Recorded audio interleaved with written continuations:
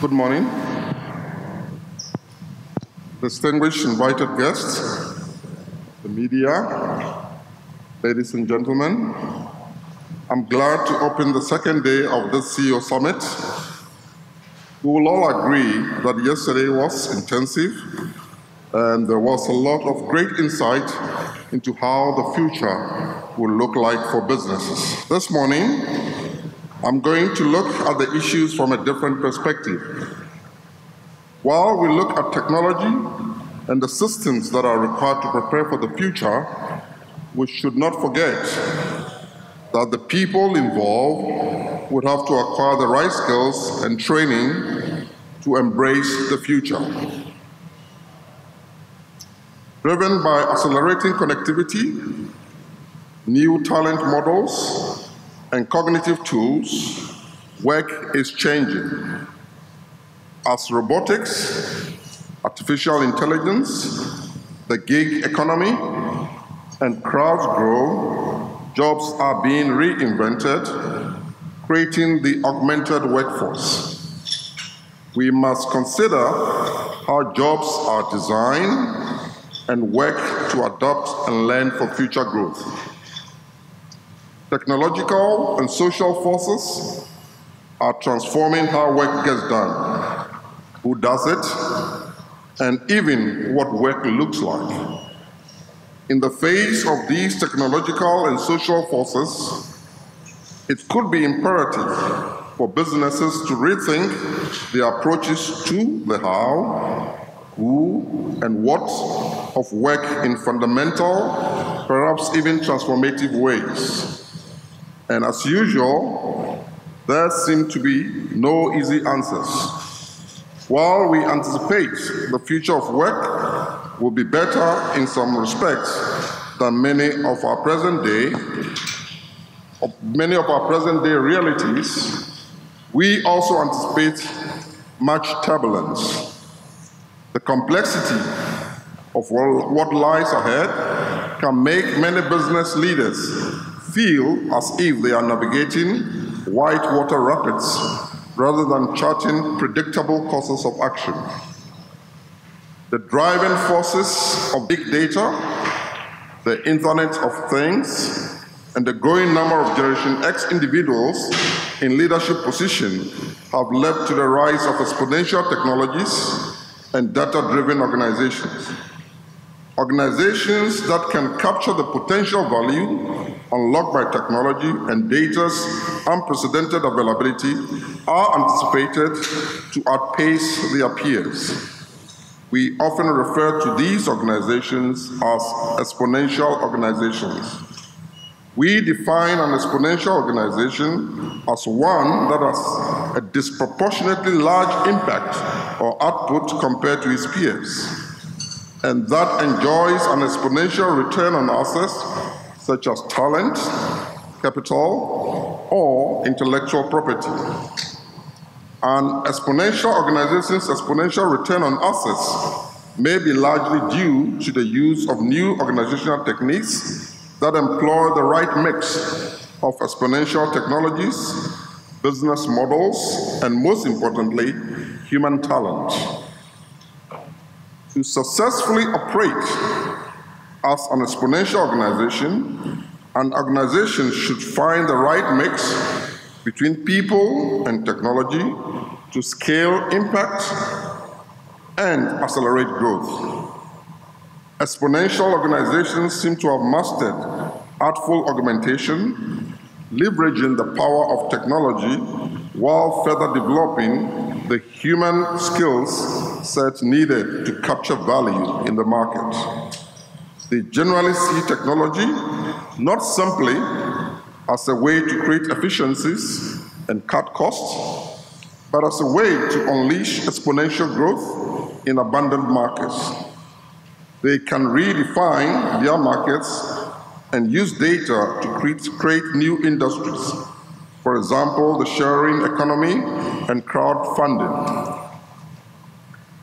Factors such as the growth of freelancing, 24-hour everything, mobility, crowdsourcing, and gamification have unleashed the workforce freeing it from many traditional bounds and constraints.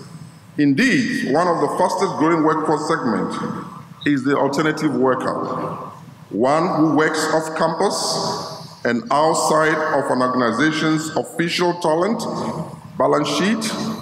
In addition, the rise of platform technologies has made it easier for organizations to use crowdsourcing to tackle tough challenges. And technologies such as artificial intelligence, augmented reality, and robotic process automation allow work to be outsourced to robots. The new realities we've discussed here can present a host of opportunities, but to capitalize on them, we will need to find new ways to align institutions, organizations, and individuals with each other amid rapid market shifts. Public policymakers, organization leaders, and individual workers will likely need to invest time and effort to figure out how to work together, or at least avoid working at cross purposes in the current and future world of work. Yet doing so could ensure that the future of work is both productive and rewarding for all parties. Capturing the inherent value within each of these new realities could require many changes. It could involve re-engineering work to take advantage of technological advances. It may require transforming workplace to welcome and accommodate a continuum of talent needs. Almost inevitably, today's organizational leaders will need much courage to upend their existing models of work to usher in a more noble and diverse enterprise. On this note, I will say let us all start preparing to create the workforce that will drive the organizations of the future. Have a fruitful discussion for the rest of today. Thank you very much.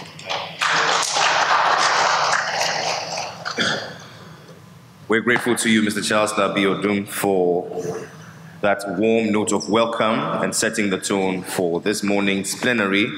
Distinguished ladies and gentlemen, as we proceed, we'd like to acknowledge our sponsors who have made this year's panel discussions and the entire summit a possibility. Our commercial partners, Olam, our tech partners, SAP, the Ministry of Business Development, and GIPC. I believe they deserve a resounding round of applause. Thank you. To our platinum sponsors and to our gold sponsors, we would acknowledge you shortly.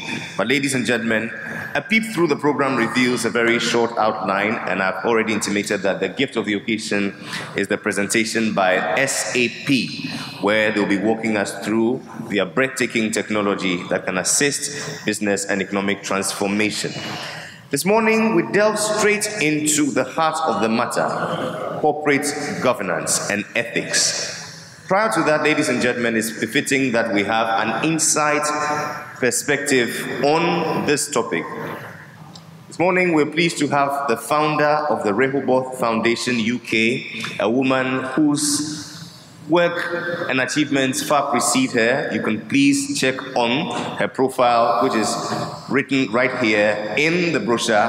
But ladies and gentlemen, it's with great joy that I welcome the Reverend Celia Appiagyei, the founder, Rehoboth Foundation UK.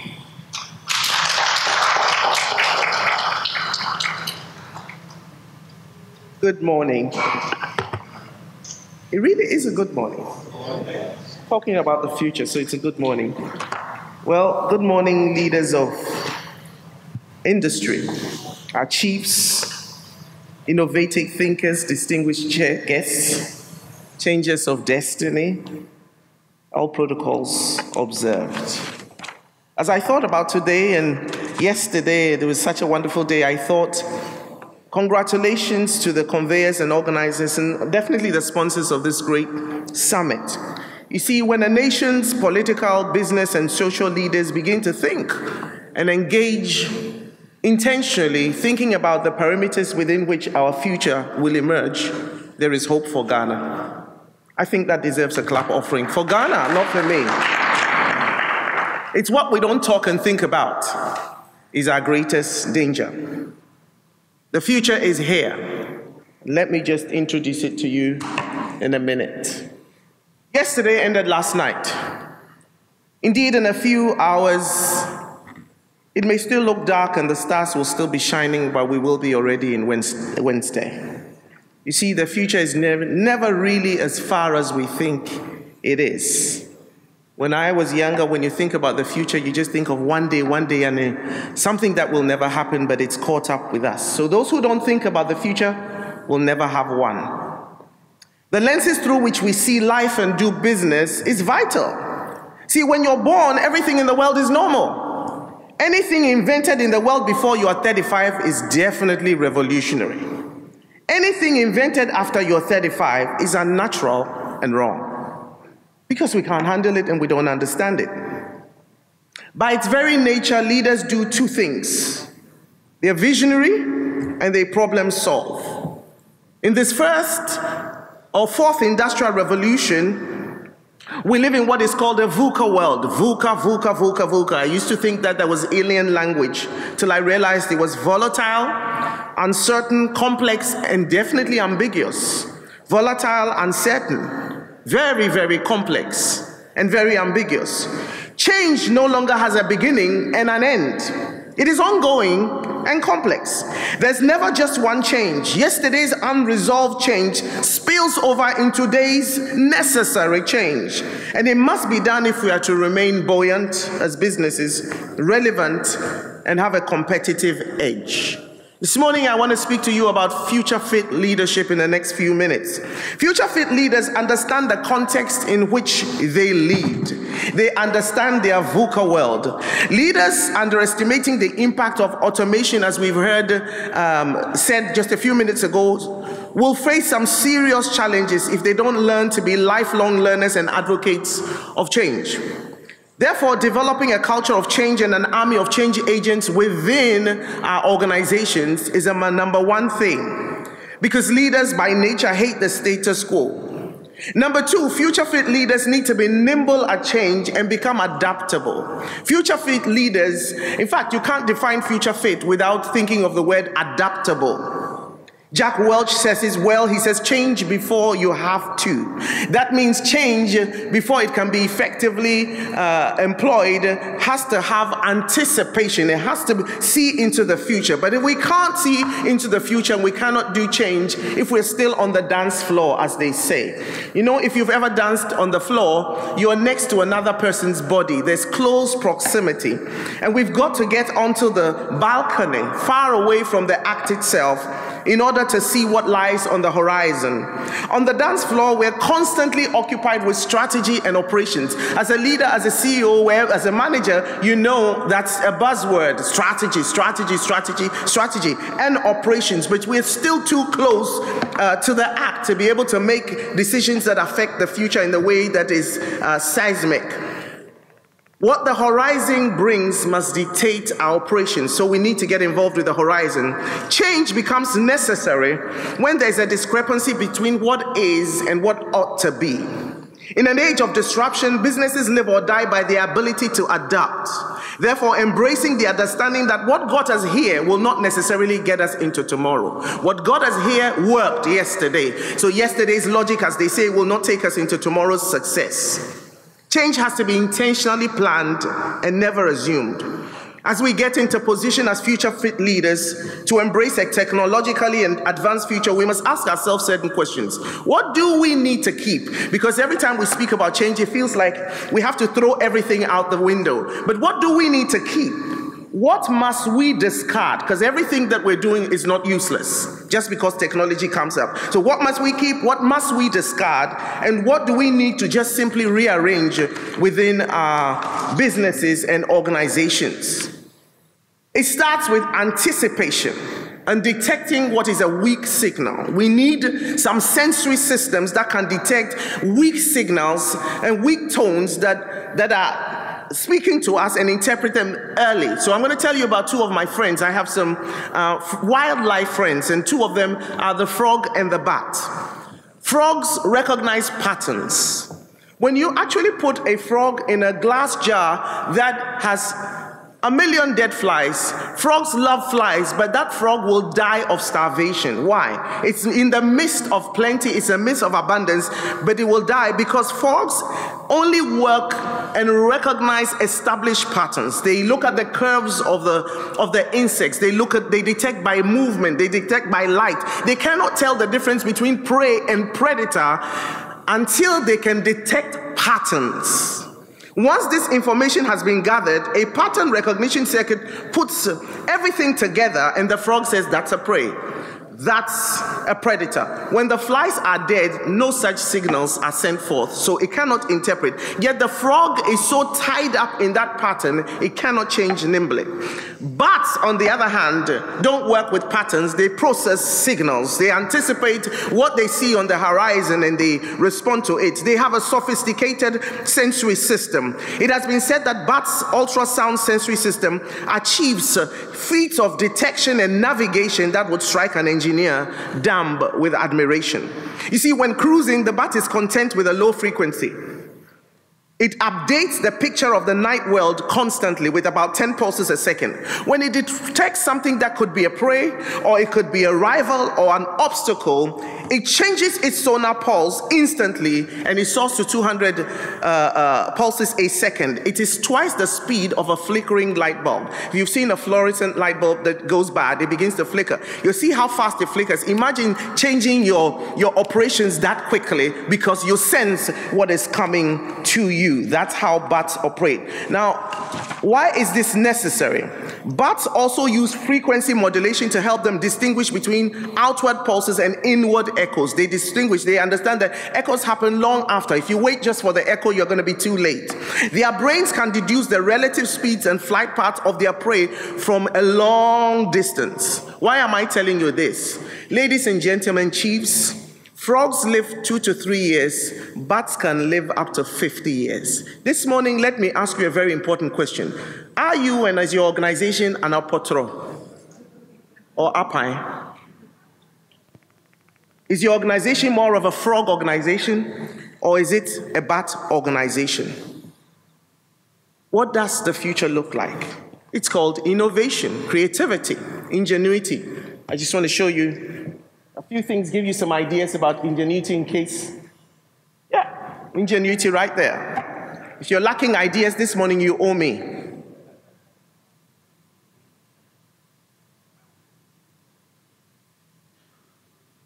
That's human adaptability for you. There we go. You don't have a seatbelt, create one. I'm showing you how human beings respond to change. And they are never helpless because just that's how we're designed. We can take technology on and win. There we go.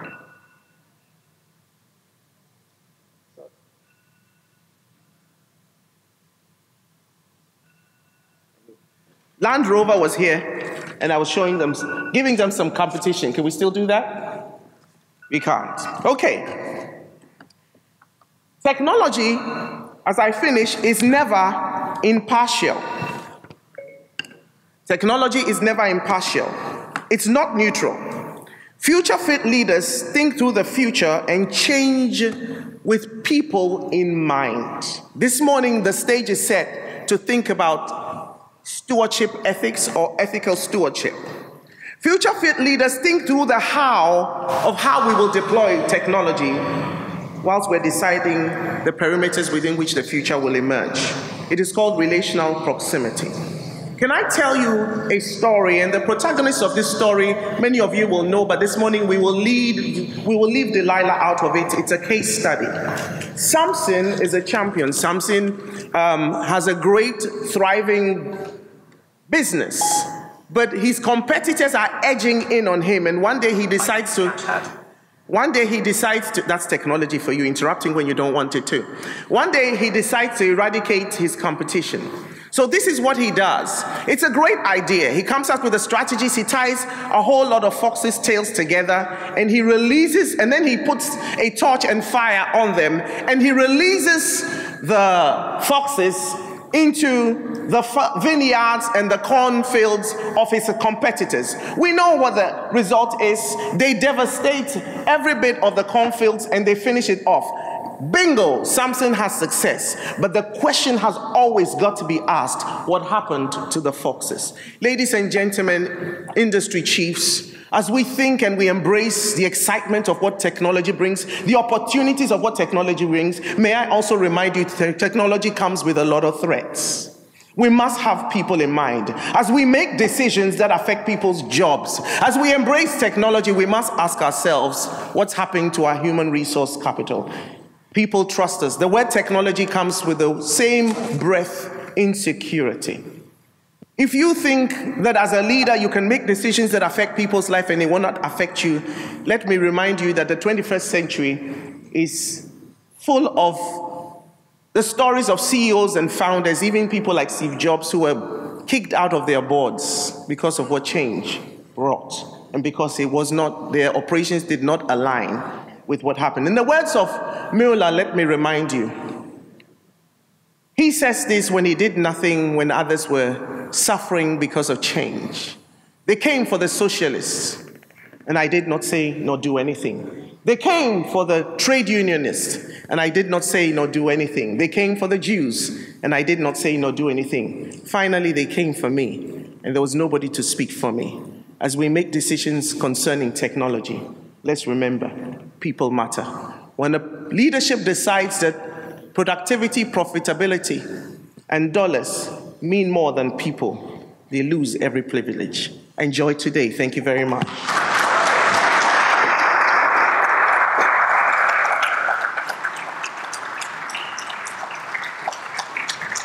Insightful, incisive, illuminating. Ladies and gentlemen, if you may, another round of applause for our resource person, Reverend Celia Appiah J. Collins. We're ever so grateful for those nuggets setting the tone for the heart of the matter this morning, the boardroom, corporate governance, and ethics. Ladies and gentlemen, it is very instructive that I just pick out a few things from this presentation where you talk about future change leaders, and all that they do must portray change with people in mind. But most importantly, you talk about technology and what it comes with, the threats and how it can destabilize even our relationships, and much more importantly, trust. Because now in the world, trust comes on foot, but leaves on horseback very fast. And so thank you, Vandam, for setting the tone for this morning's panel discussion. Ladies and gentlemen, there are many factors that have brought ethical issues into the main focus, including technology, as has been alluded to, rising competition, but most importantly, globalization. How do we ensure that corporate governance can ensure that high ethical standards are met to ensure trust? The answers to these lie with a very spirited panel and their moderator. Would you please welcome Mr. Kofi Abochi, Dean, former Dean, Gimpa Law School, Managing Partner, Axis Legal, as he outlines his panelists for a discussion of 1 hour. A round of applause as he comes. So, Professor Stephen Adai, if you are here. Prof. May I respectfully invite you upstairs? Mr. Roxin Dogbega.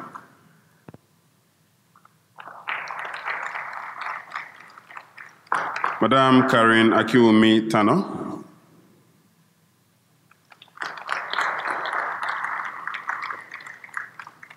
Madam Jacqueline Egbe.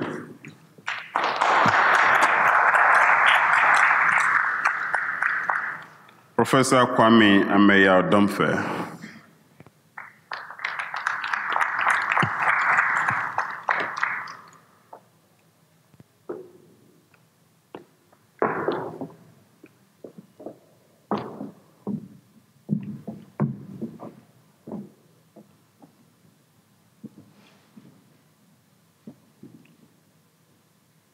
So this panel is titled The Boardroom, Corporate Governance and Ethics. And may I now properly introduce the panelists, the very distinguished panelists.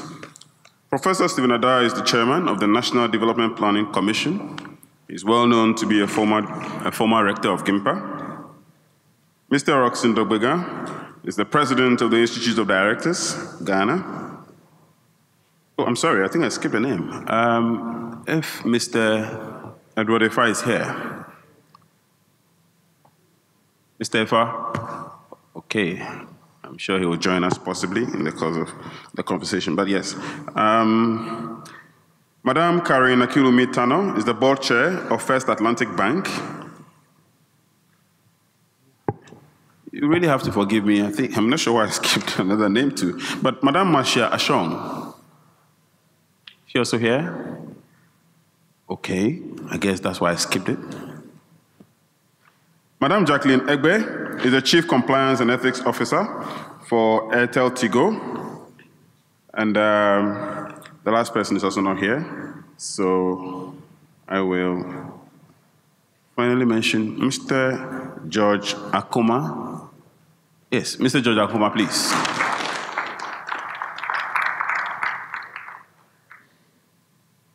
Mr. Akuma is the tax partner of Deloitte Ghana. So our conversation this morning is supposed to focus on corporate governance. And if you ask me, I would say that this is one of the most spoken of subjects within the last 10 years in corporate Ghana. So I'm going to start off by asking, and I'm going to ask Professor Stephen Adai. Before I proceed though, please allow me some housekeeping rules. All of you are very distinguished speakers for whom I have great respect, but in the exercise of the powers conferred on me for this purpose, I will have to manage the panel. Therefore, I will respectfully sometimes cut in if I think, in the interest of time, we need to move on. So kindly indulge me in that respect. But I'm going to start by asking Professor Stephen Adai, and I'll be happy to have all your takes on that. This is one subject you've spoken about over and over again. Is there a problem of corporate governance across the spectrum of companies in Ghana? Prof, is there a problem of corporate governance? We continue talking about it. It's something we've spoken about over and over again. Is there a problem of corporate governance? Do we still have a problem of corporate governance generally? Once a teacher, always a teacher. So one of the rules of teaching is that you don't sit down to teach. You stand to teach. But he's asking me a question which was not part of my brief, but the answer is yes. At this moment, the country is coughing up 12 billion to save people's savings and investment in 7 companies, financial institutions, and it is because of corporate governance failure. If I'm right, there are about 7 billion still to be found to deal with savings and loans and microfinance. I can say it, whether it was, we attribute it to political interference, but always it ends through poor corporate governance, through the appointment of board members, allowing the chief executives to work as they should do professionally. That is why we don't have Ghana Airways. That is why we don't have Black Star Lines. That is why Tema Oil Refinery borrows to pay bonus. That is why Cocoa Marketing Board is in billions of debt. And yet last year, they wanted the board to borrow to pay the bonus and were almost on strike. They want the chairperson to be removed. Both in the public and the private sector, we have a corporate governance challenge. Of course, when it comes to the SMEs, the average SME in Ghana is a one-generational institution. And the reason is their corporate governance is almost non-existent. Even a lot of the big names, family-owned companies don't have any. In other words, by corporate governance, we are talking about giving the right direction to an institution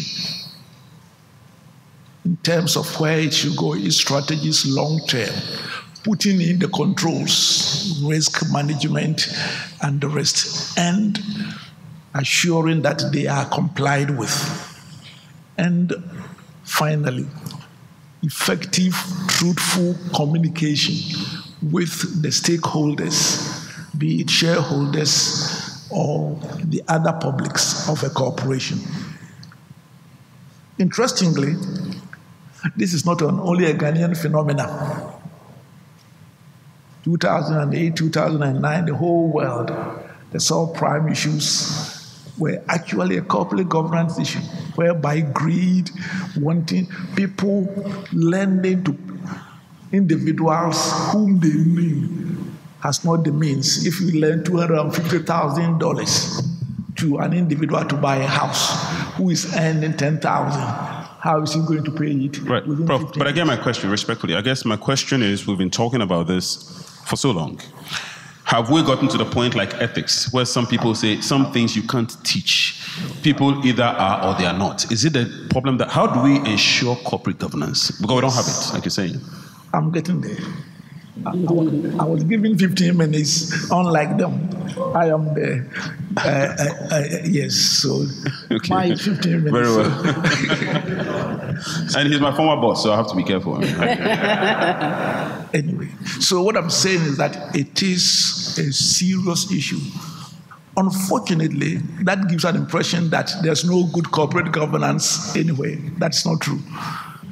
The majority of corporations in this country are well managed, including the banks, including my own friend's vehicle company.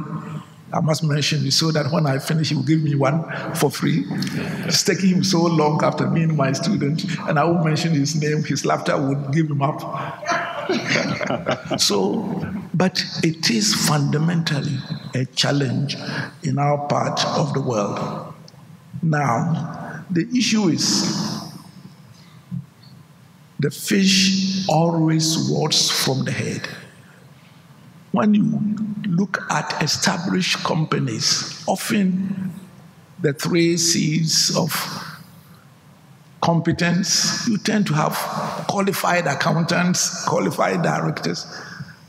But when it comes to character, the ethical dimension is often the case. Because, for example, all the banks which collapsed, or Enron, or Wedcom, nobody could say that they weren't competent. Anderson was the 5th largest financial auditing company. You can't get a better one to take care of your finances. The issue did not have to do with competence.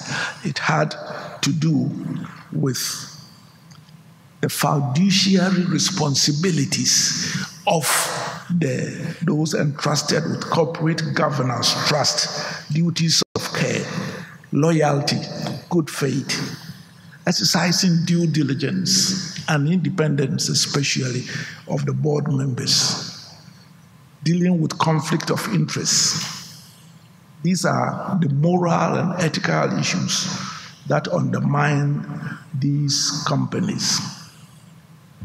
When boards and those responsible are compromising on their fiduciary responsibilities, and when workers, because the top has not set the tone, refuse to blow the whistle, for many reasons, sheer relinquishing their responsibilities or not wanting to hurt their resume when they are fired or their company collapses, looking for short-term rewards or simply rationalizing, whatever the cause, that is the issue. I want to emphasize that often it's not that the people do not know. Let me read for you some lines from Enron's Code of Ethics. It says the company's Code of Ethics included employees of Enron Corporation are charged with conducting their business in accordance with the highest standards. Moral as well as legal obligations will be fulfilled openly, promptly, and in a manner which will reflect the pride on the company's name. Advertising and promotion will be truthful, not exaggerated or misleading. Agreements will be honored. No bribes, bonuses, kickbacks, lavish entertainments, or gifts will be given or received in exchange for special position, prize, or privilege.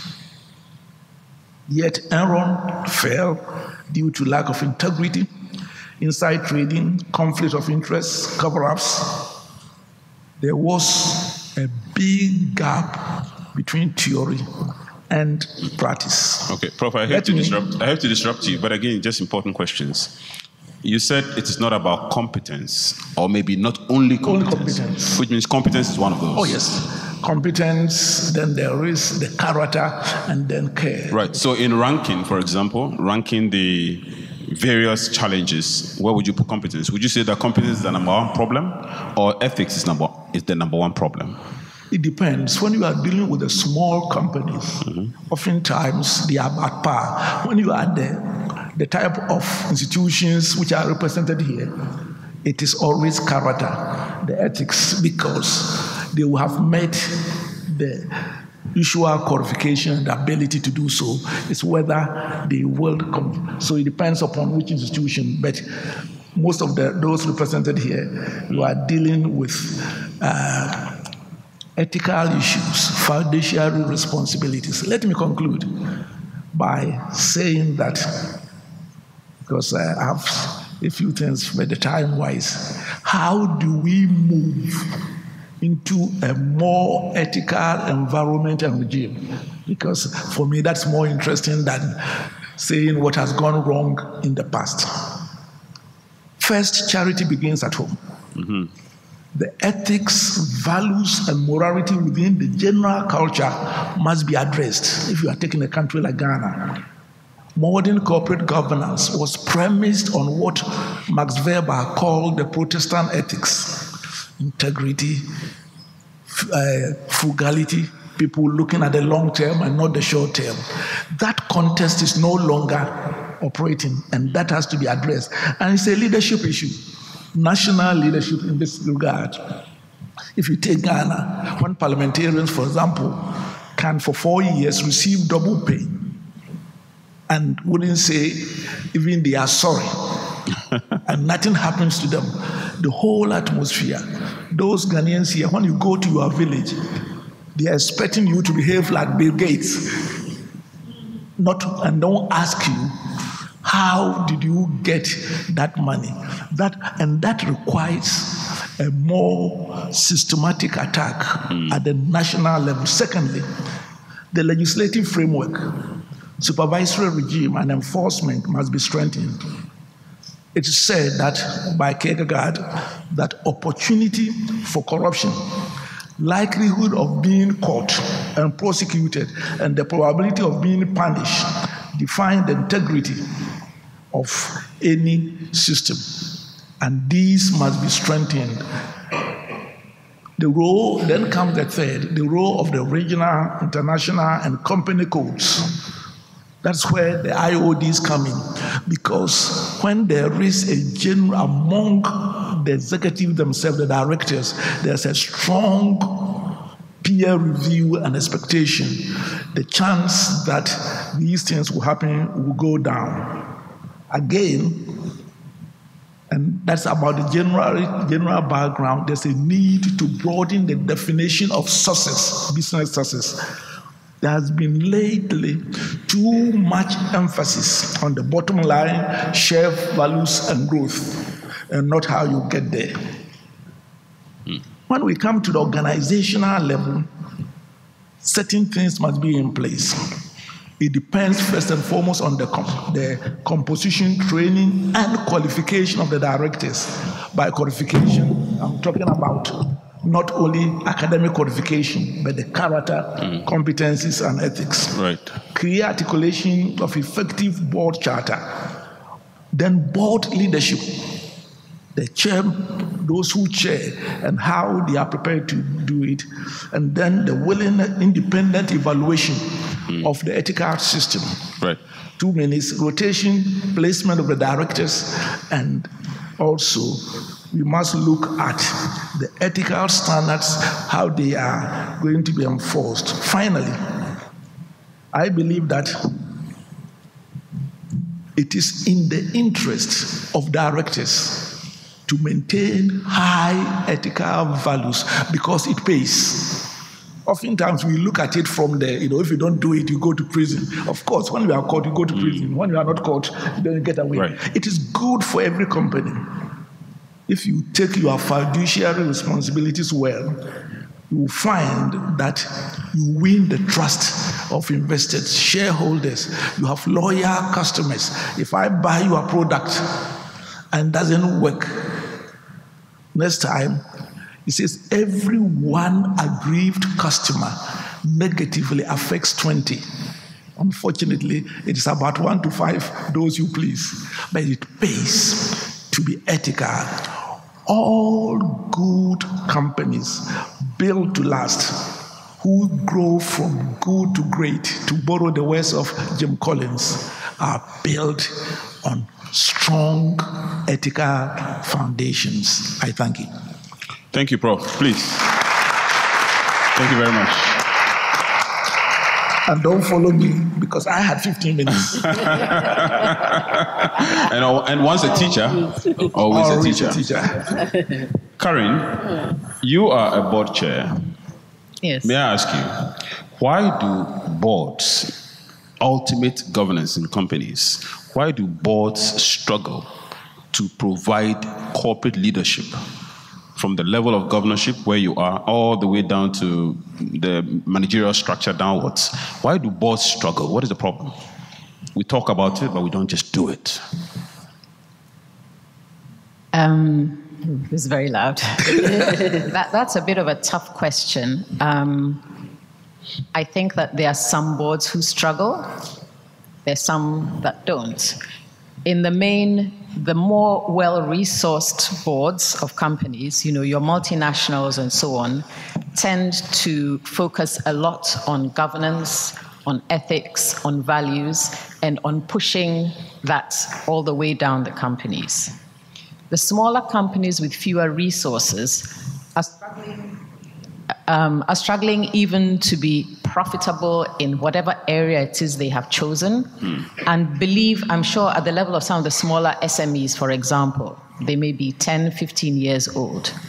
It's such a struggle in West Africa, in the developing country, just to survive, that governance is not top of their list.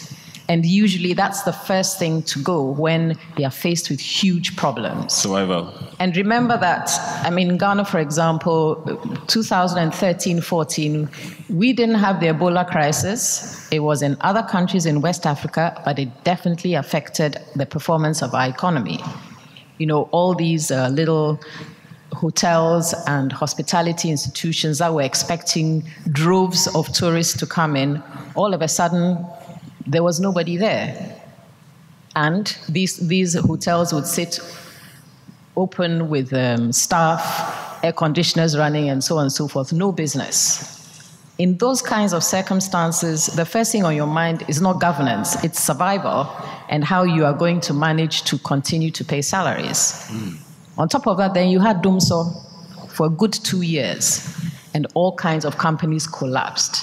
In this very fragile economic environment, I think it's difficult for the smaller companies to look at governance and think that that is the most important thing at all times. I hear you, and I 100% agree with you on that. But on the other hand, is it also the case that especially CEOs and MDs and management staff see boards and corporate governance as an obstacle? There's a perception sometimes that it's an obstacle. Don't you think so? No, I do agree with you there. So we start from the position where they think really you are unimportant. When we are here making money, then people want to chop board fees, is their approach, right? Yeah. And they don't understand that the whole governance paradigm needs to start with the board. I have had one of my fellow directors having been complaining that he was being treated like a mushroom as a director. Treated like a mushroom means that he was kept in the dark and fed manure all the time. In short, management will not tell you the truth. You are seen as an obstacle if you attempt to find out what is truly going on in the company. You may even be seen as somebody who's trying to undermine management. You are right. In the main, management tends to see the board not as an adjunct to the business, but as a problem. However, that is the old way of thinking, and I think that increasingly people are moving away from there, particularly with, the new governance codes that in the banking sector that the Bank of Ghana has come out with. It's now something that banks, for example, and savings and loans institutions have to abide by. And I think that until it is made something that is backed by legal framework, it's difficult for managers and so on to appreciate the importance. We'll come to that conversation, especially on the legal framework part. Let me come to you, Mr. Dogbiga. You are the president of the Institute of Directors. Now, can you tell us, what is your experience and what are your perspectives on board selection? And to what extent do variables such as balance on the board, diversity on the board, expertise on the board, to what extent do these in the selection process actually go to enhance corporate governance? Thank you very much. Let me begin by saying that today marks the 20th birthday of Institute of Directors, Ghana. On that advertisement note, you buy all of us a drink? Well, it is not an advertisement. But just to mention that indeed corporate governance is key, and the Institute of Directors is there to promote the culture of good corporate governance. Now, coming back to your question as to the role of selection and balance in the boardrooms, its impact on the output of the organizations, I think it is very important.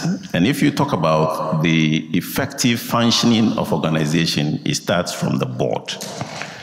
So if we get it wrong at that level, then it impacts on performance.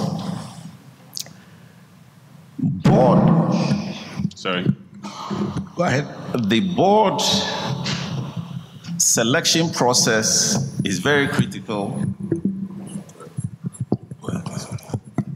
The board selection process is very critical to promote some outputs that are expected.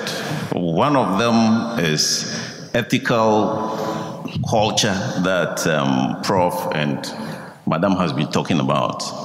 If you do not get that selection process right, to promote ethical culture becomes challenged, because ethical culture is about ethical and effective leadership. And effective leadership is about the board balance. Do we have the appropriate competencies and skills in the boardroom? Are the people, do they have the varied experience? Are they knowledgeable as far as the organization's objectives are concerned? So if we get it wrong from there, then there is a problem as far as outputs are concerned. Here in this country, from both the public and private sector space, selection of board members at the political level is about political composition. Once you supported effectively during the electioneering campaign and all of that, you are short of a board position. And you realize that there's a disconnect between the input and outputs, because the people who are to make the decisions are not on top of the subject. And what is the outcome? The outcome is what we see today as a country from our independence. If we compare Ghana to Rwanda, big difference. If we compare Ghana to Singapore, Malaysia, big difference. The reason is that we are not getting the selection right. And come to our private sector organizations, it's the same. People don't approach institutions like Institute of Directors, whose main business is about promoting good corporate governance, about putting together your boards. And so the selection process becomes families and friends. Cronyism. Cronyism. And what do we find?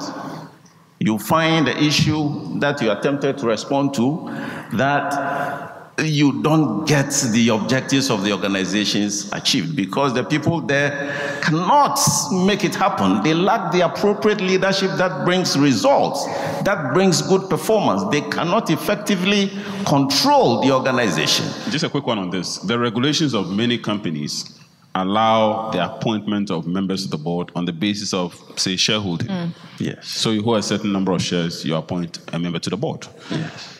And the appointment is taken on the face value as okay. So in other words, you appoint someone who can't read a thing, someone who has zero knowledge and expertise in corporate management, someone who has no experience at all in the field of the operations of the company. But once it's appointed by the person or the entity who holds that requisite number of shares, it is accepted. Don't you think we should move away from that practice so that where I have 25% shares in the company and by reason of that I can appoint someone to the board and I appoint someone, the appointment must be subjected to some ratification or approval. Don't you think so? Yes, I think so. You see, if you are a shareholder of something and you know what it takes to add value to your shares, then in nominating somebody to represent your interest, you must bring that to bear on the selection. Otherwise, we get it wrong completely. So it's about time we change that thinking. And so it goes back again to effective leadership. It goes back again to effective leadership. I'll come back to you in the course of time. Let me just at this stage move on to Jacqueline. Jacqueline, you are a compliance officer, so you're ensuring compliance for Airtel. Let me ask, what is your take on how we even benchmark corporate governance? How do we tell whether company X is practicing good corporate governance? And if company X is not practicing good corporate governance, at the moment, it doesn't seem there are mechanisms of ensuring that they actually do practice good corporate governance. For example, in a licensing regime, if you're a bank, do you think that we should bring a conditionality that before, say, your license is renewed, that is, if there is a renewal process, that you indicate certain compliance with some key indicators of corporate governance, for example? Thank you very much. I think what is in question here, it's not really the measures per se, because when you look at what the law says in terms of corporate governance, what companies should have, most of these companies will have these things on the face value. So whether it is having a board of directors, which is very competent, whether it is about having auditors and all of that, they would have that. So in terms of corporate governance, the framework, what it requires will be met, okay? But I think where the real issue comes, it's in the who we have to lead this corporate governance within the companies. So if I take, for example, the board, they are supposed to lead corporate governance within the company. And for them to lead corporate governance, there is a moral part which is lacking, which must be brought in. Because for corporate governance to survive and to be successful, it's important that we bring in this moral part of it. Who is on the board? Are they morally correct? Are they keen on doing the right thing? And once you have in the right people, then it makes measuring your compliance very easy. You know, that sounds very nice to hear, but can we be real about this? When companies are appointing members to the board, their major consideration, if at all, even big ones, is how will this man or woman contribute to the profitability of the company, not the morality aspect. And let's face it, many companies are immoral.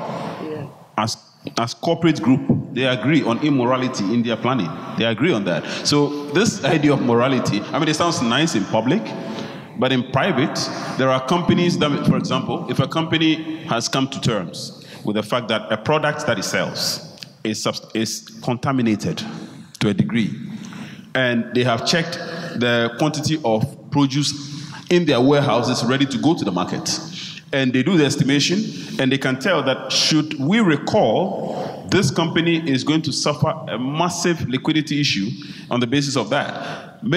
Good number of companies will say, look, let's just let it go, and let's hope somehow that it's not detected. Moving forward, we'll try and do the right thing, but for now, let it go because of that balance. I think morality, in reality, when it comes to the corporate cost and benefit analysis, morality is secondary. Don't you think so? I think what you say is a natural tendency for human behavior, but that is short term. So short term, you would win, or you may win, but look at it from a long-term perspective. What is the sustainability of your business? That's what you should be looking at. Because if, for example, you send in a product which is not good and it's found out, think of the reputation on your business. All of your customers would move away. You may lose that business. And, you know, in my role, a lot of people see me as a compliance officer telling them what they should do. You know, sometimes actually slowing down business. But one of the things I always say is, my role is here to help you sell, but make sure you sell compliantly.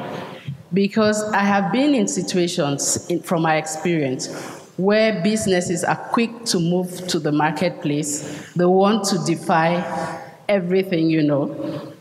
And they win in the short term, but at the end of the day, they found out that they sold at zero.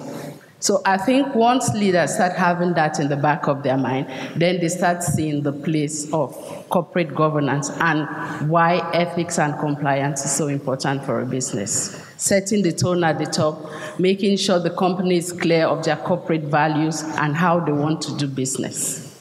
Thank you. Now, let me finally come to you. And I apologize again for missing your name initially, Mr. Ankoma. You work at Deloitte. You are supposed to be auditors, among others. All these banks that suffered recent problems and challenges, they all had auditors. All these banks apparently had their books, you know, being routinely passed. And therefore, the toxic assets that eventually destroyed these banks apparently were not reflecting in some of the reports or some of the reports of auditors. You are on stage for auditors. What do you say? That's a very difficult one, but I'll still deal with that.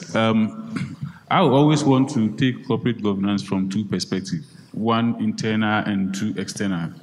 The external is more of regulatory compliance, so dealing with regulatory issues. The internal then becomes the issues of ethics, culture, and other morality issues that have been discussed. Now you see that most institutions, as you mentioned, would be seen as complying with regulatory requirements as far as what the regulatory authority requires from them. And it is these regulatory institutions that also give clearance for whatever they do.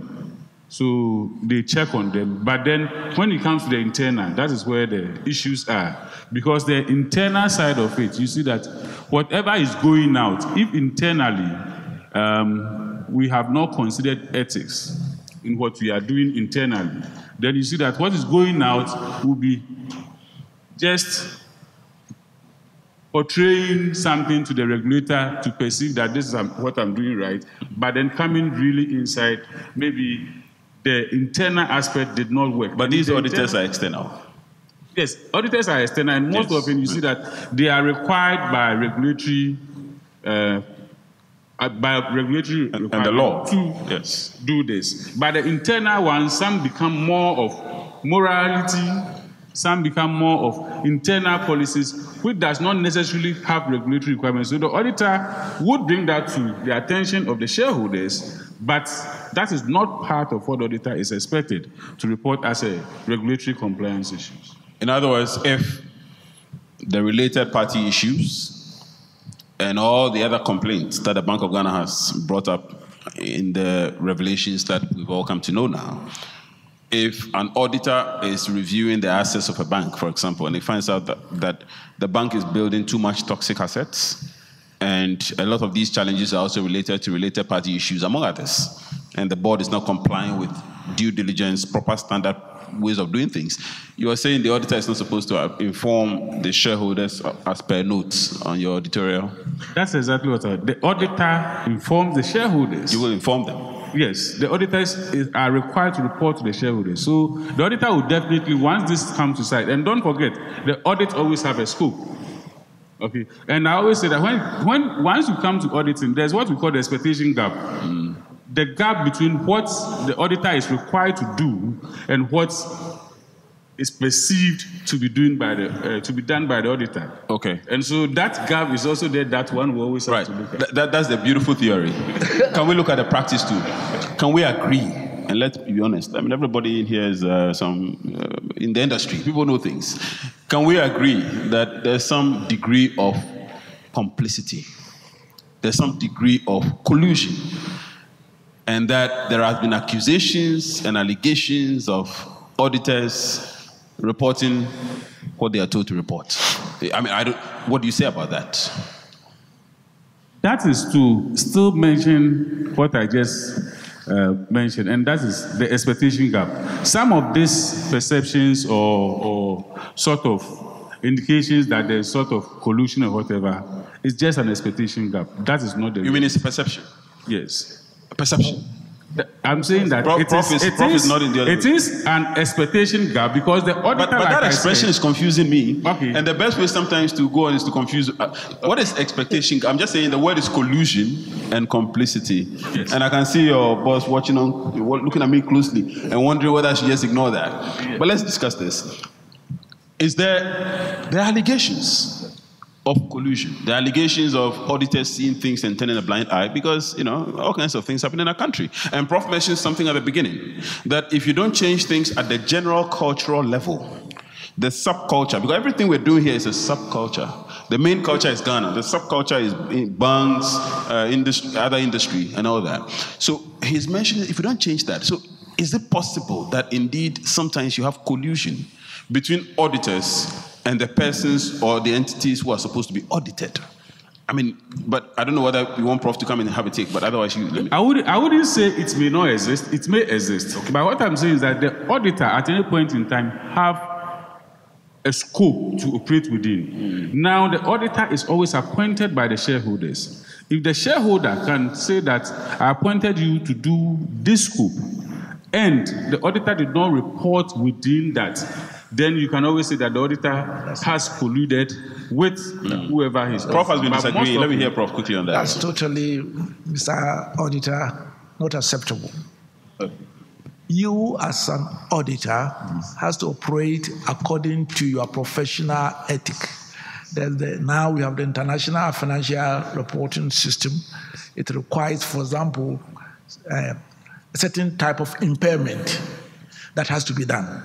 If you go to a bank and they don't have adequate impairment because they are rolling over bad debt, non-performing loans, so that once they roll it over, but as soon as they roll it over, you, the auditor, must be able to see, because the rollover should be reflected in the receipts or earnings side, because if you roll over...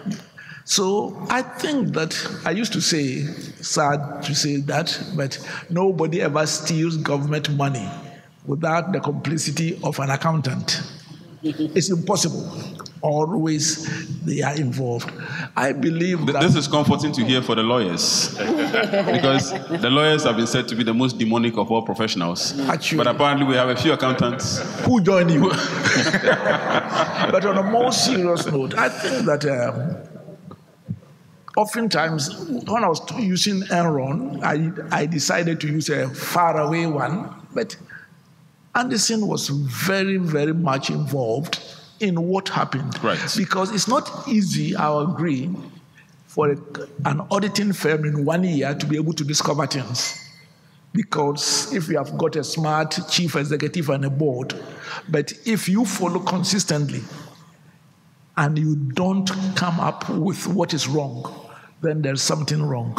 So, and I think, but at the end of the day, it has to do with the ethical standards of both the board, the chief executive, and the auditors. And then when they are right, things go on right. If they are not, then, because if one of them is not, the others will hold them. Right. But if they collude, there's practically nothing. Nothing you can do. Right, and thank you very much, Prof, for that. The point is not to put auditors in the spotlight. But the point is to demonstrate the enigma of having controls, yet things fall apart. And the auditor is supposed to be our lenses for those of us who are outside on things happening inside, and for shareholders who are owners of the company. So that's why I'm asking that question. And I don't know if any of you still want to come back on that, because we have all these controls. Corporate governance is on paper, and it's fantastic. We have just passed the New Companies Act, which is the president is here to assent to. But the New Companies Act is supposed to build on the other one. But even the other one had minimum controls. You need to have meetings. You need to publish the profit and loss accounts. You need to bring that to the general AGM. And if you're a listed company, you need to publish it nationally. We have all these controls. But in spite of that, we still have major collapses, and things come out that shock everyone. And that's what I'm asking. Do we have a problem in spite of all these controls? What is the reason why corporate governance simply can't take roots? And I keep asking the question, like I asked Prof at the beginning, why talking when we still have, why are we still talking when for years we've been talking and there's no result? How do we practicalize corporate governance? How do we move from the beautiful talk? Everything we said on stage is still beautiful, but there's a gap. There's a big gap. Karen, I can see you want to come. I think that it takes a crisis to make people understand that corporate governance is of some value. And up until now, we've pretty much taken, well, not we, but most people have pretty much taken a tick box approach to dealing with governance. You know you're supposed to have 5, 7 committees, so you establish them. You know that they're supposed to do certain things, so you give them a tick box at the end of the year. Did you do this? Did you do that? And they just tick it. You look at it, you say, okay, so corporate governance is fine. But I think it's these kinds of crises that make people sit up. And it's always been the case. If you look at the development of corporate governance itself, it's always after a crisis that, they'll ask a committee of inquiry, say, Cadbury, go and look at what happened and tell us what we should do. And you have a report coming out which pretty much sets the scene for, the 20th century into the 21st century. After Enron, yes, people come out and say, we're going to do this better, and things get better progressively. But for me, it is, we need to build a culture of corporate governance. It's not just ticking boxes. So it has to do with training people at the top and percolating that through the organization. And we have institutions like IOD, so he doesn't have to advertise himself. Yeah? So in the new governance code that the Bank of Ghana issued in December, there's a requirement that we have annual certification of directors. Annually, directors have to be trained in certain aspects of corporate governance and so on and so forth. So I think making it a live document rather than something which, you do because it's a requirement, I think will make a difference. Okay, I'll take you first, President, and then I'll take Jacqueline. Yeah, so quickly. I see it's beyond the codes. It is about our attitudes. We have these things sitting there. We all know about what it is if we're talking about fairness, accountability, transparency, integrity. Yeah, we say these.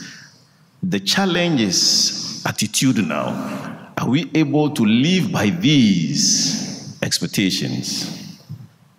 And most of the times that is where we fail. And unfortunately for us as a country, our monitoring, evaluation, controlling environment is weak. We do the things and go away with it. And so the effects, impacts on our performance and eats into whatever we do.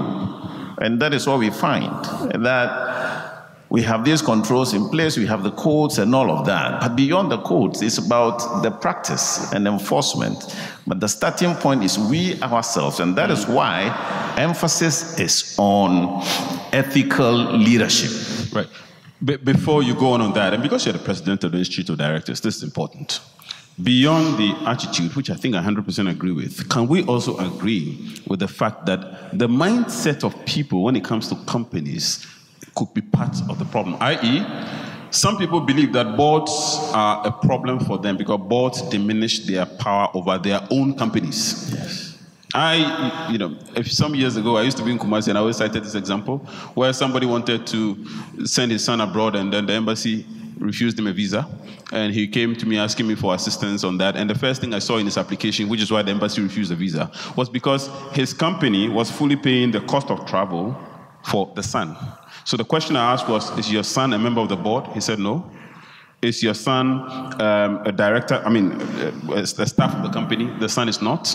What is the relationship between you, your son, and the company? He said, the company is his. The company is my company. So every money in the account is my money. And if I'm paying for my son, that's for my son. In other words, the mindset is that companies are their personal properties. Now he sets up a board.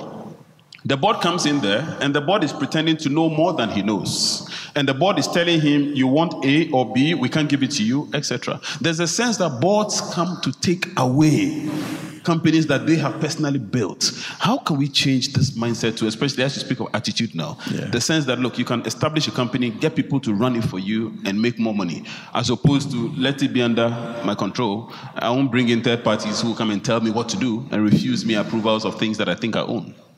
Yeah, so it is all about the knowledge gap. Most of these people are not aware that even though the companies are for you, you don't have control over them. And unfortunately, the people they put forward to be members of this board also do not have much information. And perhaps also, it is also the fact that they are not independent, so they are afraid. You know, most times you are sitting on the board because you want some board allowance, and so you don't speak the truth, you don't stand to the truth, and you don't enforce the realities, and that is where we get it all wrong. The starting point is sensitization, education for shareholders, to know that even though the company is for you, you have vested your interest in the board to manage for you. So we need competent board who can speak and discharge their duties independently without fear nor favor. Thank you. There's a question. Okay. Exactly. Yes, quick one. Something. Quick one, yeah. I think one of the things which my colleague touched on, and it's something we really need to talk about, is the monitoring aspect of it. And going beyond monetary is the consequence management part of it. What is not measured is not done, and when there are no consequences, it's not done.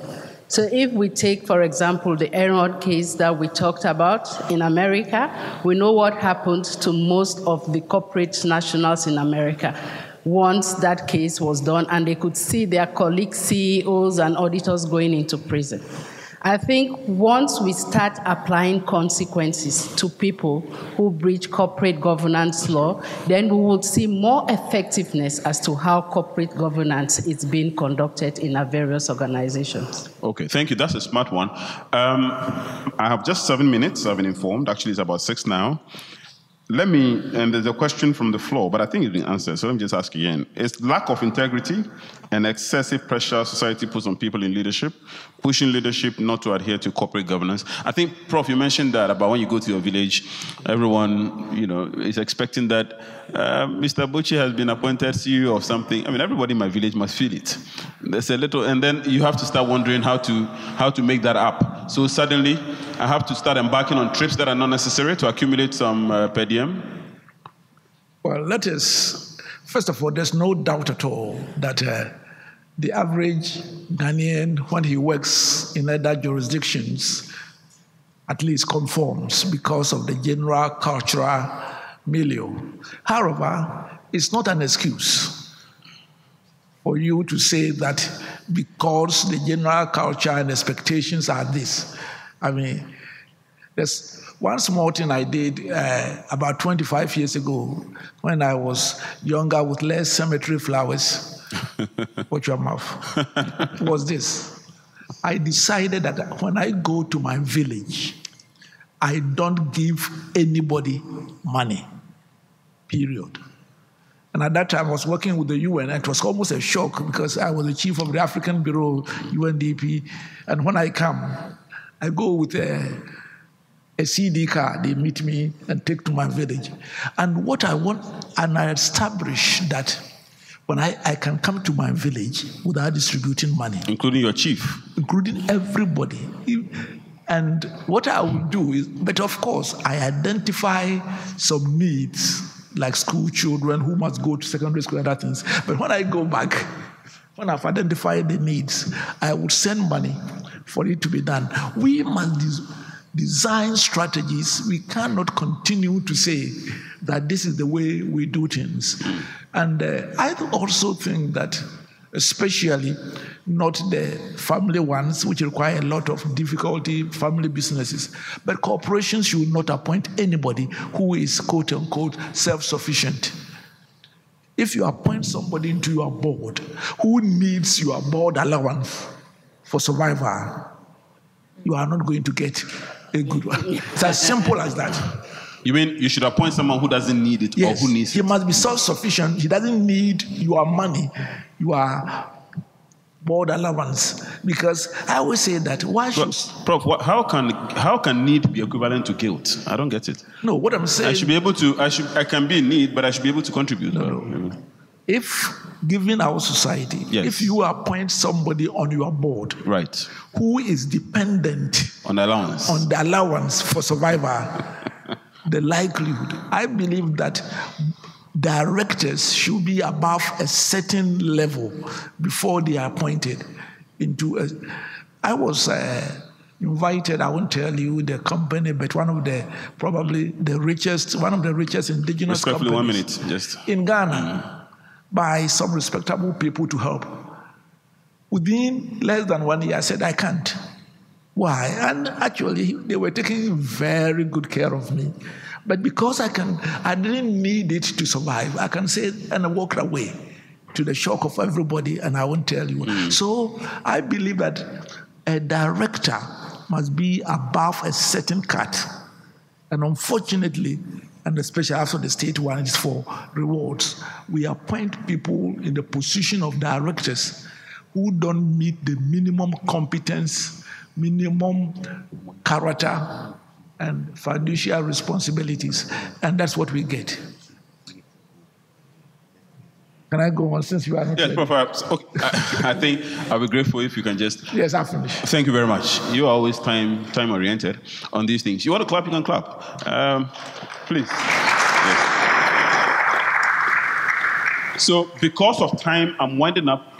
We still have relevant questions, but I am informed some people want to ask questions as well, equally relevant.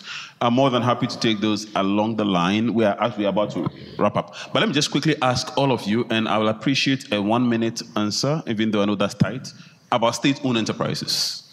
We have a major issue as far as state-owned enterprises are concerned, especially for president of IOD.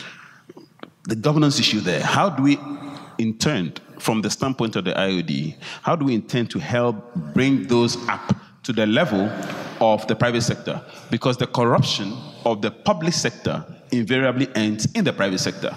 The private sector is fed by the public sector. And so that idea of thinking that you are insulated, they can do their own thing, you guys should do your best, it's not true. Government still remains the biggest business actor in Ghana. And you have to deal with it. So if they are corrupt, you will be corrupt. How do we deal with the issue of particularly corruption in the state-owned enterprises that has a major impact on governance, which also affects the private sector? So again, in my view, it starts from the leadership of these state enterprises. So the selection of the board process must not be in the hands of the President of the Republic of Ghana, in my view. And in line with good corporate governance, the selection must be done by the board. The CEOs must be selected by the board, and the board must also be selected based on qualification, based on some discipline, based on some commitment to discharge one's service with distinction, with integrity, with fairness, with transparency, with accountability. These are very critical in bringing out the best from the State Enterprise Commission. The state enterprises. These organizations are formed with certain objectives. Some of them are for profit making. And so if you don't appoint the appropriate people to serve on those boards and demand performance. Sometimes we are too quiet and we are too laid back in demanding performance. We as citizens also look on and complain. It's about time we revolutionize our thinking and our approach towards demanding for performance from these state enterprises commissions. So maybe the Institute of Directors can start contributing and making input in that area moving forward. Yes. Yes. And to do that, we need all of you on board. Yes. So I guess the Institute of Directors is calling. That's the second advert, but it's free. But let me just chip. Yes. I was just going to chip in that we have actually the general state of the state enterprises governance is very bad, but we have a light in the tunnel, and we must look at it whether we can enlarge it.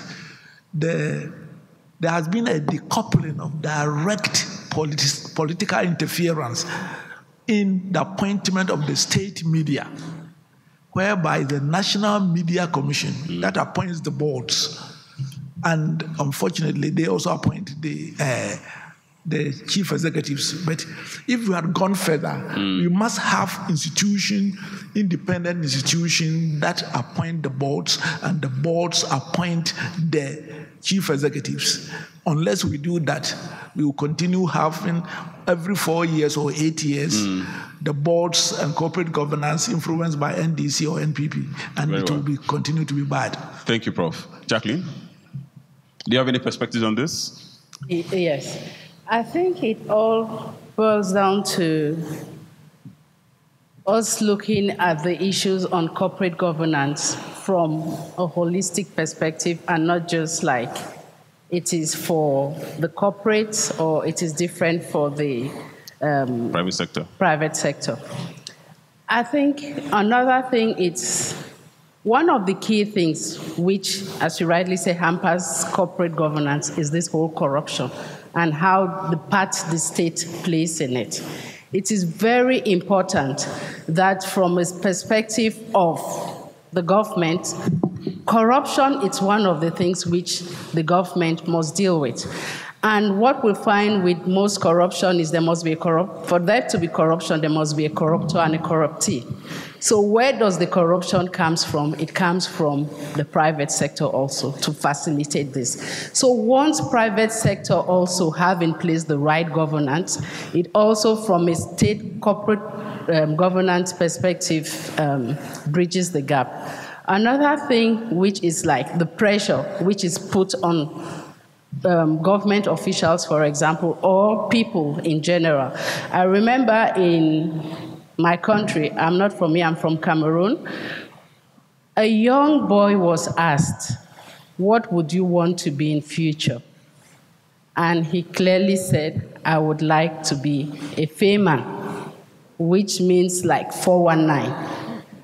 And that made us question, what is it? What are these values we are teaching young people? Because tomorrow when they grow, they would not just take corporate roles, they would be the people in government also. So if a child is saying that to be successful, and if you are corrupt, it means you're successful, and not even asking the questions, then there is an issue. I think we have to go to the very basics, even from our schools, and start teaching our children how those very basic values our parents taught us in their own old days. Thank you. Yes. Karen, do you have any final words on this? You share those perspectives. Yes, Mr. Ankoma. Just to add to what the first said is also to mention that for state-owned institutions, I think it's about time that people who are appointed to such positions are given performance contract, and it's time-based. So within a specific time that you are appointed, you are assessed based on your contract, and it's not just about financial performance, but then all other things that goes with whatever organization that you are leading. And so you are assessed, and then there should be independent team that is set up to be able to evaluate whatever a particular CEO, a particular board has performed over the period of the appointment. I think this will also be something that will really... Well, I wish to thank all of you, but let me just, in one line, say that if you ever doubt the importance of corporate governance, and we think it's a theory, just check that any company that's about to be acquired or a company that's about to merge with another company, the proposer is invariably interested, or the proposer or the proposee is invariably interested in checking the extent to which existing controls in the company have been respected, in checking the extent to which governance structures exist and are respected. And so if you want growth, if you want acquisition, or if you want investment, I think it's about now. It's going to catch up with you sooner than later, when big money will come and unfortunately has to go back because they went through the records and they realized that this is frankly just some play happening. There's nothing serious. So I wish to thank all of you. Thank you for your audience. But not so fast, not so fast, not so fast. Please take your seats for a brief while, because I know there are lots of questions which have to be asked. We shall take 3 all in one go and then direct them at our panel of experts. You can shoot to any of them if you so desire, but let it be a friendly shot. Thank you very much. My name is Humphrey Amegado. The panel, please, I think we keep bashing ourselves in this side of the world about business and all that. The question is, do we have a philosophy for business?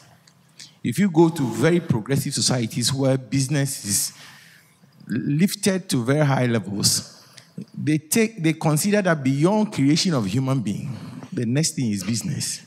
Business is for profit. Business moves the society. Business provides needs and employment, etc., etc. I don't think we have that. We're all in a kind of state-controlled business environment, and now we are moving into private business. For us to get things right, corporate governance and all that, our philosophy should be very, very strong. I think the Chinese have these Confucian principles to guide them. The Jews have a different level. We must develop some philosophy to guide us. Thank you. Thank you. 2 more. One here.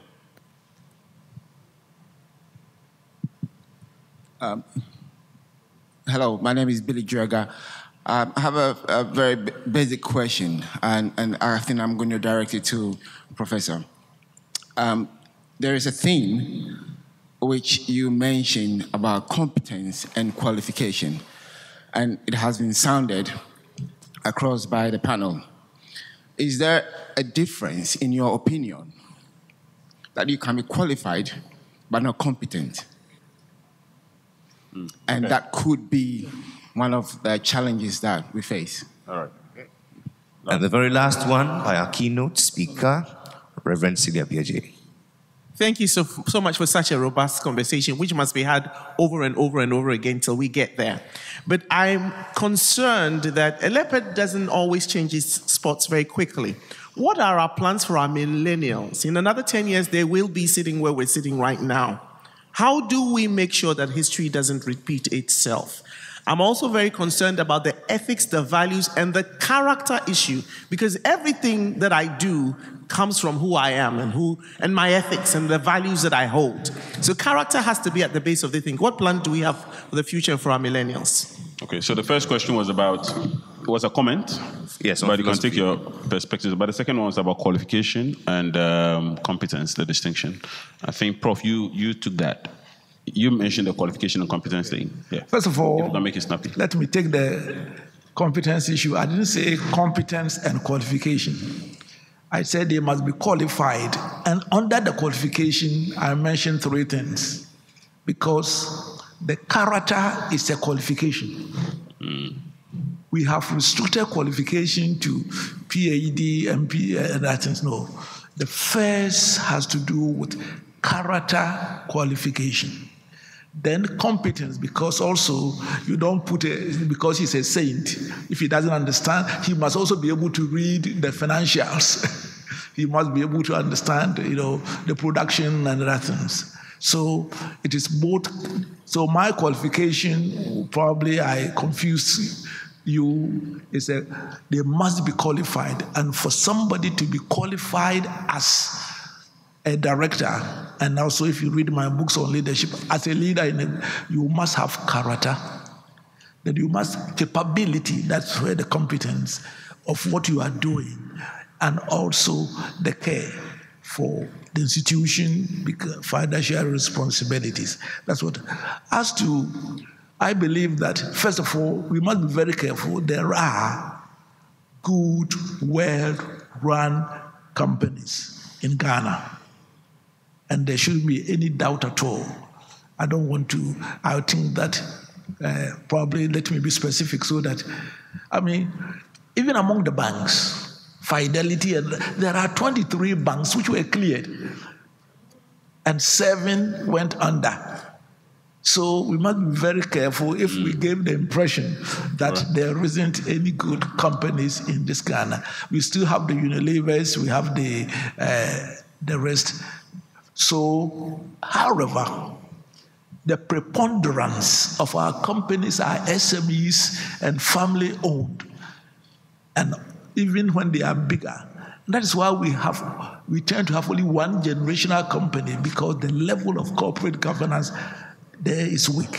And that of the state enterprises is not something to write home about.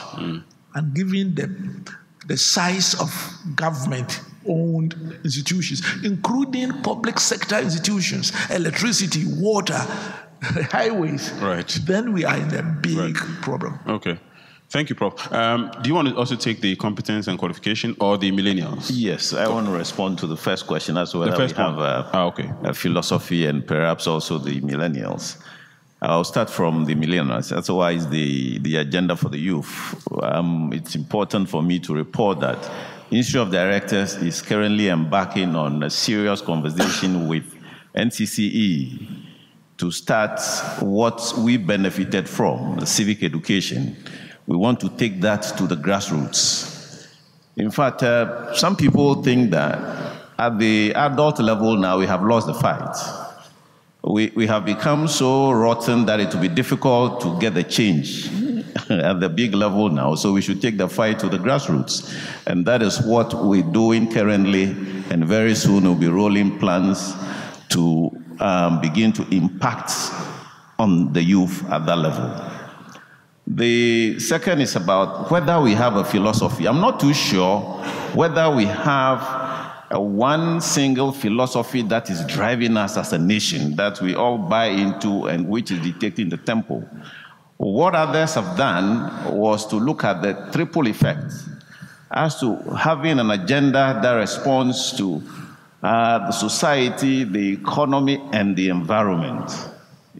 Moving forward, and I think as a country, we must begin to develop a certain agenda which we can call our philosophy that addresses these 3 key areas: the social element, society, the environment, and the economy. We shouldn't be looking at only the economic side as a company, and there should be a good balance, and we must have a national agenda to that effect. Well, I should say that we can't ignore the fact that the war on plastics is a difficult subject, because many of us in this room depend on that. At the same time, there are all kinds of political, environmental conversations. So I'm just agreeing with you that the companies can't look at themselves as insulated, because sooner than later things will catch up. And so there must be a conversation, at least in the boardrooms. How do we adapt? How do we even start communicating in a manner that makes us a partner and not an opponent of the general conversation? Yes, Jacqueline, I think we are done. The MC brought us back. So this one is extra time. And we're almost about done with the extra time. So very quickly, if there's any perspectives, otherwise I'll just discharge you again for the last. Yes, Mr. Ankoma. Just a quick one. On the question on the millennial, I think that it is more of our society. We've gotten to the level where you are judged based on the kind of car you drive and the place you stay and all that. So the young ones coming, are always looking at what do I do to get this so that I'll be seen as that person of that status. And that is where the problem is. I believe that we should get to the level where we bring ethics into our university educational curriculum. I think it's very key. That is something that can take us there. Because if I know that by the time, you know, we used to have this saying, that good name is better than riches. Yeah. When we're growing up, that's what we all learned. But it's no longer. Those are the days when good name will get you the front seat. Today, good name will not even get you entrance. And that is the problem. Well, that's the. So I think we're looking at the reality. Yes. So but yes, I agree. Yes, so that's the reality. And these are the kind of conversations we should be having. I agree, except that I just, the reality. I don't know where we should start from. And I'm glad we're all saying this in this room. Because let's face it, as a country, we are going nowhere. From business to everything else, we are going nowhere if we don't change our values that respect money without source. In other words, how I get rich is not important. What is important is that I'm rich. That's the situation today. Once we get to that point, the means of making money doesn't also matter. And that's where theft, laziness in the office, but getting to the end at all costs matters. I think, yes, Karen, finally, you are the final one. And then just to say that I think maybe we also have to look at some of our religious bodies and our churches. Because typically... You didn't say that aloud. I don't think they heard you. Oh, sorry. I'm suggesting that I would like to throw the question back to, our religious bodies and the churches also, because traditionally we've expected to see ethical education coming from Sunday school, from, what it is that is preached at the pulpit and so on and so forth. But increasingly, when you look at some of the churches that we have in the country, I wonder how ethical those organizations are. But that's where we expect our children to learn about, values, morality, and ethics. And I wonder what's happening there. Thank you. I think the next CEO summit will be a CEO of pastors. On that note, thank you for the last time. Thank you very much, ladies and gentlemen, Mr. Kofi Abuchi and his distinguished panelists.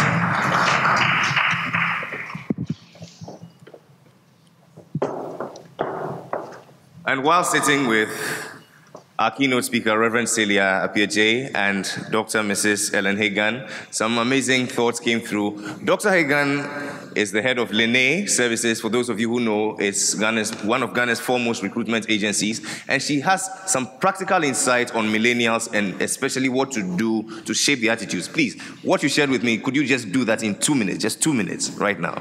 Thank you, Jerry. It's a pleasure to be here. And I'm of the thought that what Prof said should be something that we should, all take away. We should start redefining what we understand by success. And I was a bit worried when we were told that a good name will not get you into the front seat. Those are the things we should let our children know, and from the home. And for an HR practitioner, we want key deliverables. Our board members given their task, key deliverables that are assessed. Where is the accountability? Because I serve on quite a number of boards, and nobody holds us accountable in terms of you were supposed to do X, Y, Z. After this period, were you able to do it or not? And I think those are the things that we should think about and hold our young people accountable. Thank you, Jerry, for the opportunity. Thank you very much, Madam, for shedding light on such a very perplexing issue. And so, ladies and gentlemen, all is set for us to get to our next panel, but why don't we take a little break?